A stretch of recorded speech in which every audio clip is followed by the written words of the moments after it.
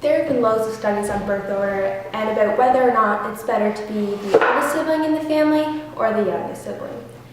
The oldest sibling tends to be more organized and they make great leaders. The middle children tend to be more comfortable in their own skin. Great qualities, right? Then why do all these people complain about their positions in the family? Do you know who has it really tough? The youngest child. Did you know that firstborns are generally smarter than the second children, having on average a 3-point IQ advantage over the second sibling? No wonder teachers have loved comparing me to my highly intelligent sister.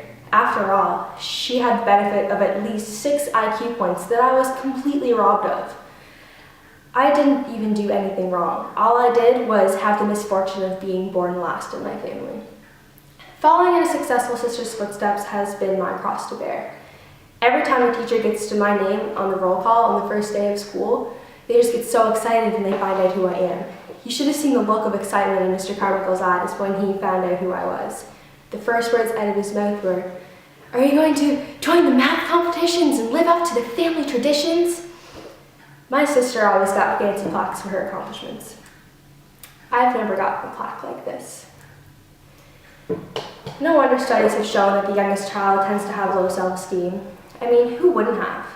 Being the youngest of 3 children has many everyday challenges.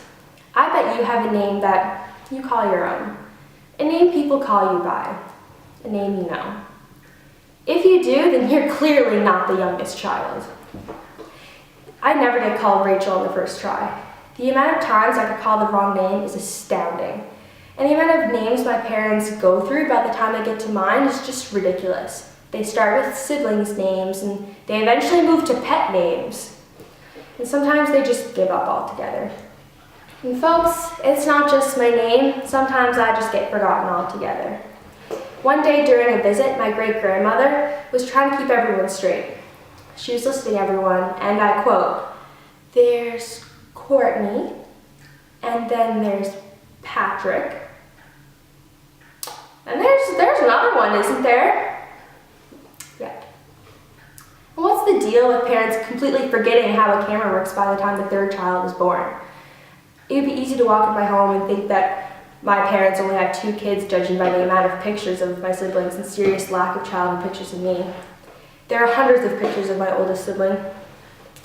Mom would dress her up in these cute little outfits and stage hundreds of shots. Every first was documented. Her first solid food, her first time sitting up, and her first steps. It's the same story with my brother. He would get dressed up in little sailor suits and everything would be documented. And I mean everything. I guess when they get to the 3rd child and it's another girl, they just don't care anymore. I mean, we all look the same, right? Over there in the corner is my sister's grade 12 graduation picture. Where's mine, you ask? My mom never ordered mine.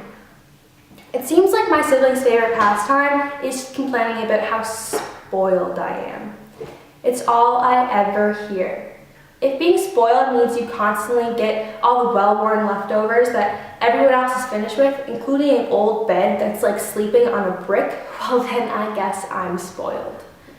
I've always had the smallest bedroom in our house. When we moved in, my sister was 8 and my brother was 5, so they immediately took the big rooms with lots of windows and big walk-in closets. I got the smallest room in the back of the house. I guess I was just a baby, right? Babies don't need much room. Well, babies do grow up. Studies have shown that the younger siblings tend to be shorter. Just my luck.